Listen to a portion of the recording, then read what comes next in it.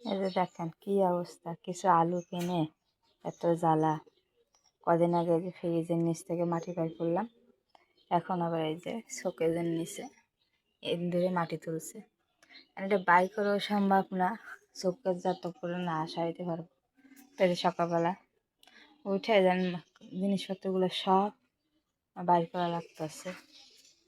এই তো জিনিসগুলো সব বাইর করি, তারপরে শোকেজটা সরাইতে হবে। এত মাল জিনিসগুলো বাইর করে নিলাম। এই যে দেখেন, এগুলো গুছাইতে আবার কত কষ্ট। শোকেজটা সরাইতেই হবে, না সরাইলে মাটিগুলো বাইর করা যাবে না। তো সরাই নিলাম, তো শোকেজগুলো সরাই নিলাম। দেখেন আর এই অবস্থা, কি মাটি দেখেন, শোকেজটা যেমন মাটি ইট দিয়ে একবারে অবস্থা খারাপ। এগুলো পুষিয়ে করবো, তারপরে শোকেজ দেয়া লাগবে।